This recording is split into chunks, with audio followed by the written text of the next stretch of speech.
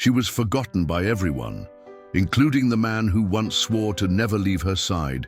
And when Evelyn Daniels gave birth to 3 pale-skinned babies, none of them bearing her brown eyes or rich dark complexion, the silence that followed was louder than any scream.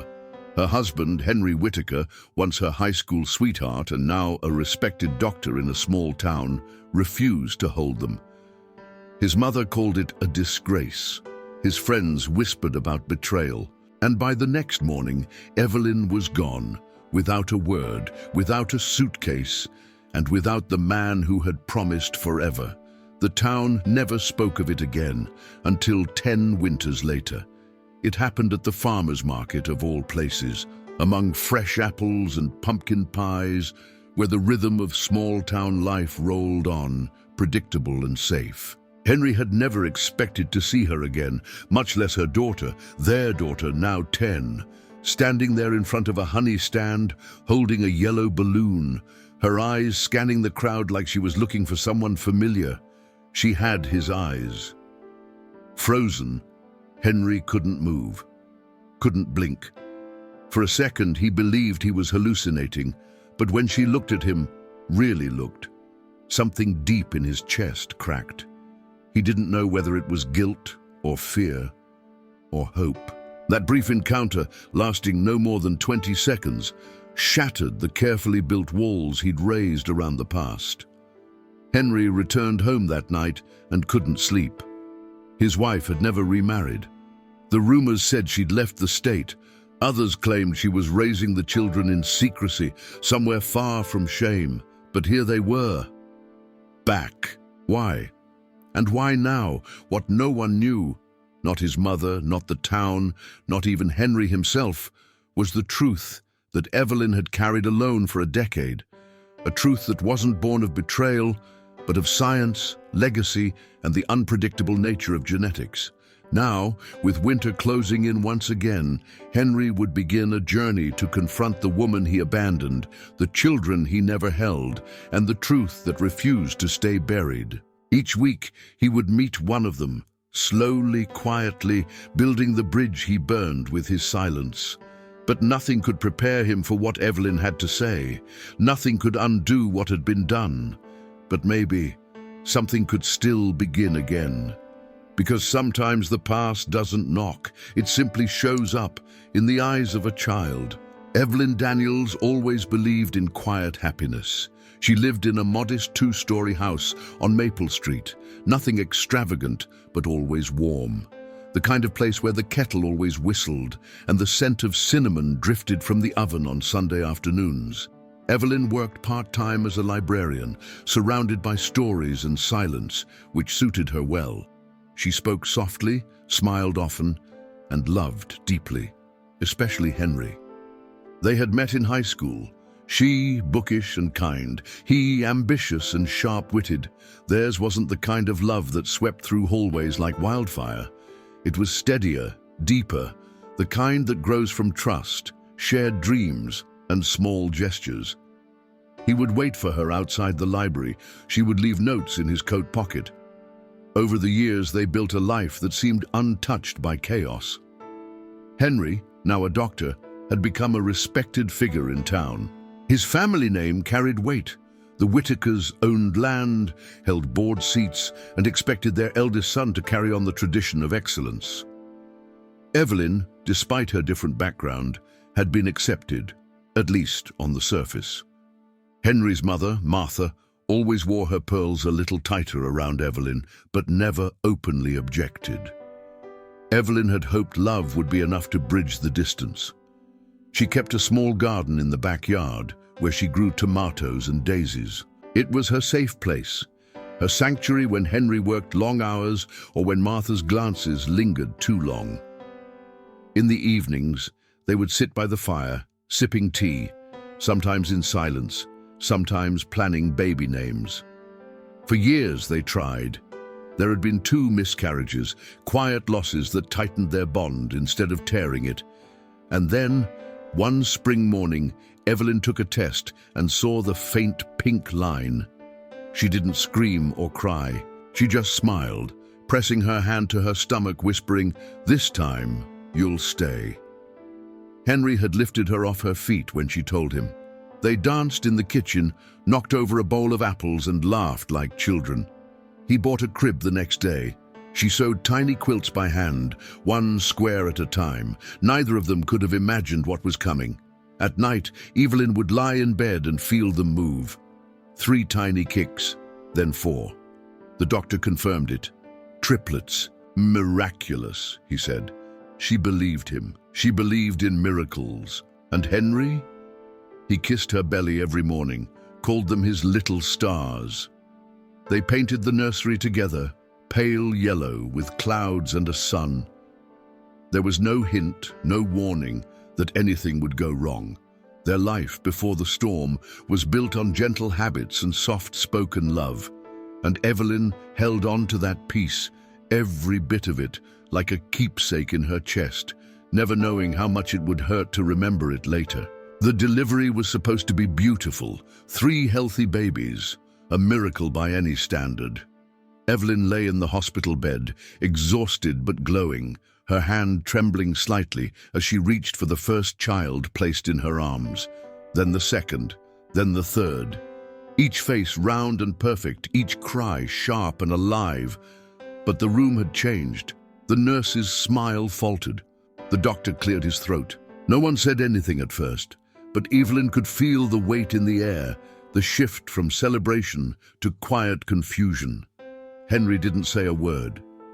He stood at the foot of the bed, staring at the babies in silence. Evelyn, catching her breath, looked up at him and smiled, expecting the tears, the laughter, the joy. But his face was still, cold. His hands hung stiff at his sides. The children, all 3, were pale, unmistakably white. Not even a trace of Evelyn's warm brown skin, blonde fuzz on their heads, eyes the color of sea glass. Evelyn spoke first. "They're beautiful, aren't they?" Henry didn't respond. When Martha arrived later that night, she took one look at the babies, and her face went white. She turned to Evelyn, not even trying to hide the accusation in her voice. "Whose are they?" It was like the world tilted. Evelyn tried to speak, but the words wouldn't come. She was too tired, too confused by the horror in their eyes. She tried to explain that the doctor said everything was normal, that mixed-race couples sometimes had children who didn't show both sides, that genetics were strange, that recessive traits could surface, but they weren't listening. Henry stayed in the corner, silent. The next morning, Evelyn woke up and Henry was gone. So was the baby bag. So was the crib he had promised to build himself. A nurse handed her a small envelope with a note inside. "I don't know who you are anymore." That was it. She was discharged 2 days later. No ride, no visit, no one waiting. Just her and 3 newborns, bundled in silence. She took a taxi back to the house. The locks had been changed. She knocked. No one answered. Martha opened the door just enough to speak through it. "You should leave, Evelyn. Henry wants nothing to do with you, and neither do we." She didn't scream. She didn't argue. She turned, walked away, and never returned to Maple Street again. The town whispered. Some said she'd cheated. Others said the babies were adopted, but no one asked Evelyn, and no one wanted to hear her side. What no one knew was that Evelyn had done nothing wrong. But by the time she realized what had truly happened, she was already gone. Evelyn never spoke of that day again. She left the town before sunrise, her 3 infants bundled in hand-me-down blankets from the maternity ward. Her cousin, Denise, lived 2 towns over and welcomed her with a small room above a flower shop. It wasn't much, just a single mattress on the floor, a borrowed crib, and the low hum of refrigerators from the shop below. But it was safe. At night, when the babies cried, Evelyn would hum softly, not lullabies, but the same gospel hymn her grandmother used to sing when things felt too heavy. "I'll rise in the morning with the sun on my face." She didn't cry often, not at first. She was too tired. too focused on feedings, on keeping them warm, on stretching the little money she had into diapers, formula, and laundry soap. But grief isn't loud. It creeps. It crept in when she heard a child call for their father in the park. It crept in when she saw a yellow nursery lamp in a thrift store, identical to the one she and Henry had picked out. It crept in through her dreams, where Henry still smiled and touched her belly, and the babies still had names chosen together. At her core, Evelyn carried more than heartbreak. She carried doubt, not in herself, but in the world around her, in the way people looked at her children, in the way store clerks paused when they called her Mommy, in the sideways glances from teachers and bus drivers. She knew what they were thinking. How could they be hers? She began to dread the questions. Are they adopted? Are you the nanny? Is their father white? She answered each one with calm, rehearsed responses, but inside she felt like she was constantly defending something sacred. The children grew quickly, each with different quirks, different personalities. Caleb, the oldest by minutes, was curious and quiet. Micah, bold and fast-talking. And Elise, the only girl, loved to draw. They had Evelyn's kindness, her resilience, her deep sense of fairness. But none of them had her face, or her skin, or her hair. Sometimes she caught them looking in the mirror too long. Other times, she found Elise trying to rub cocoa butter into her arms, asking softly if it would make her like Mom. Evelyn didn't have answers for everything, but she had arms that held tight and hearts that trusted hers. That had to be enough. She began working evenings at the flower shop to make ends meet and taught herself how to do homework again so she could tutor them at night. The years moved slowly. No drama, no outbursts, just a long, quiet ache that never quite faded. She kept a box under her bed, one letter from Henry, unopened, a photo of the two of them painting the nursery, and 3 DNA test kits she'd ordered but never used, not yet. It was Elise who first asked the question out loud. They were sitting in the living room, a rainy Sunday afternoon, homework scattered on the floor. Elise was 10 now, more observant than her brothers, quieter too. She had been watching a movie where the mother and daughter looked like reflections of one another. At some point, she paused it, turned to Evelyn and asked, "Mom, why don't I look like you?" The room went still. Evelyn had known this moment would come, had rehearsed 1,000 versions of how she'd explain. But no words came, just a weight in her chest and the look in her daughter's eyes, not angry, just lost.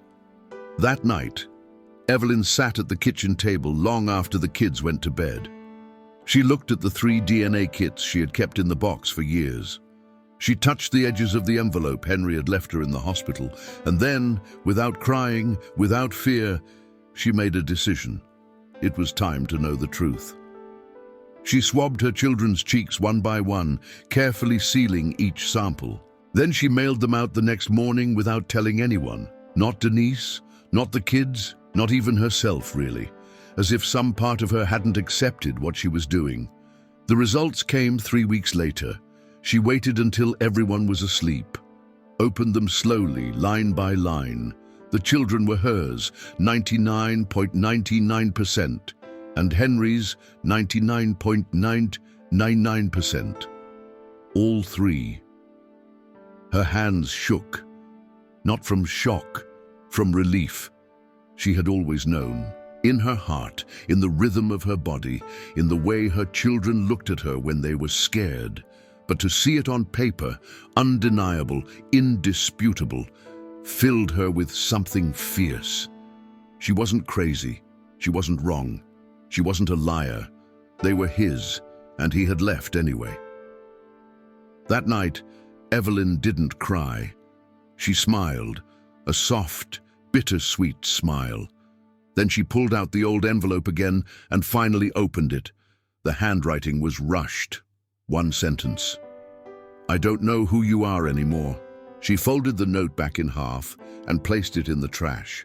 The next morning, she told the kids the truth, as much of it as they could understand. She showed them the results.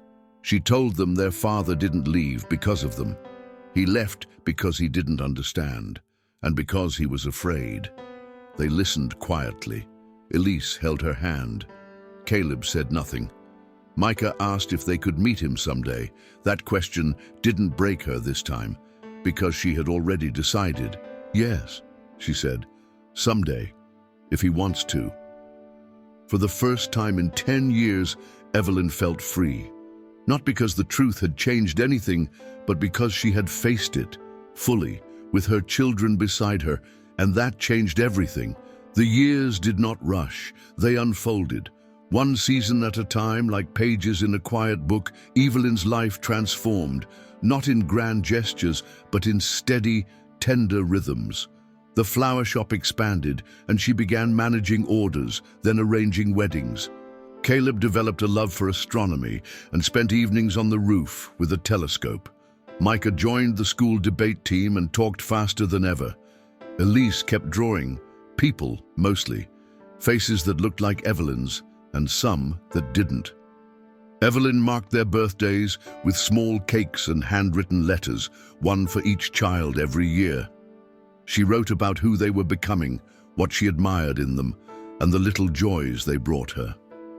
She kept the letters in sealed envelopes in a box under her bed, for them to read when they were older, when they were ready. They didn't talk about Henry much, not because they weren't curious, but because Evelyn didn't push the subject. She answered what they asked, told them about his love of jazz, the way he used to whistle while washing dishes, how he once proposed in the library where she worked. She never painted him as a villain, only as a man who had made a choice and lived with it. Then came the winter of Elise's 13th birthday. She asked again, not with sadness but calm conviction, "Can I send him a letter?" Evelyn didn't hesitate. She helped her write it. It wasn't long. Just a note from a daughter to the father she never met. She said her name, her favorite book, that she loved honey on toast like he did. She said she wasn't mad, just curious, and that if he ever wanted to meet her, she'd be open to it.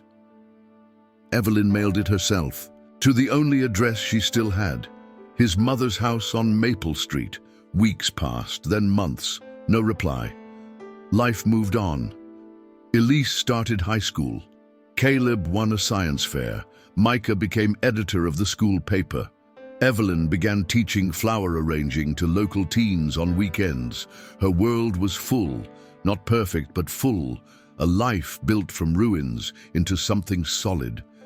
Then came the 10th winter. A letter arrived. No return address. The envelope was simple, plain. Evelyn opened it with trembling hands. Inside was a single line, written in the same rushed handwriting as a decade ago. "I want to meet them, if they'll let me." No emotion, no apology. But it was enough. The children read the letter together. Silence followed. Then Caleb, who rarely spoke first, said, "Maybe just one at a time, slowly." Evelyn nodded. She smiled, but her eyes shimmered. So it began. Quiet meetings, one by one, in a local cafe. Caleb first, then Micah, then Elise. Evelyn never asked what was said. She just waited, week after week, watching from a distance. 10 winters after being erased, a slow thaw had begun. The snow was heavier than usual that evening. It blanketed the quiet town in silence, muting every sound except for the crunch of Evelyn's boots as she walked toward the cafe. She hadn't seen Henry in over 10 years, not since that hospital room, not since that note. But today, he had asked to see her. Not the kids, not a letter. Her. Denise had offered to drive her, but Evelyn refused. She needed to walk, to feel the air, to hear the wind, to remember how far she had come on her own 2 feet. Inside the cafe, Henry sat by the window, same posture as before, hands folded, back straight. The years had weathered him. Grey hair at the temples, lines at the corners of his eyes. But it was the expression that struck her most, something she had never seen on him before. Uncertainty. He stood when she entered, didn't speak, just looked at her like he didn't know where to begin. She sat across from him. The silence stretched, and Evelyn didn't fill it. She waited. Finally, he said, "They're incredible." Evelyn nodded. "Yes, they are." He exhaled, slow. "I didn't expect them to want to see me." "They didn't do it for you," she replied. "They did it for themselves." He nodded, looked down at his hands. "You have every right to hate me." "I don't," she said gently. "I did, for a long time. But hate takes more energy than I can afford." He laughed, but it was sad. "I was so sure, back then, that you had betrayed me." "I know. I didn't even ask. I didn't even try to understand." "You didn't," she said, voice still calm. "You ran." There it was, the truth, laid bare. No raised voices, no vengeance. Just the quiet confrontation of a woman who had spent a decade rebuilding what he helped break. Henry looked up, eyes glassy. "I've thought about you, about them, every day, but I didn't think I deserved to be part of their lives." "And maybe you didn't," Evelyn said, "but that's not for me to decide anymore. It's for them." He swallowed hard. "Why didn't you try to prove it? The DNA, I mean." "Because I was too busy keeping 3 babies alive, too busy surviving, and deep down, I didn't need to prove it to you. I knew the truth." Henry's hands trembled slightly. "You're stronger than I ever was." She looked at him for a long moment. "No, I just didn't have the luxury of falling apart." That landed heavy. They talked for over an hour, about the past, the choices made, the silence that grew like mold between them.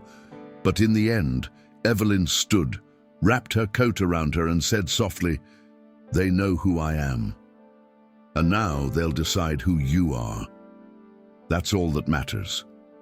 And as she walked out into the snow, Henry remained at the table, smaller, quieter, changed, not forgiven, not yet, but seen.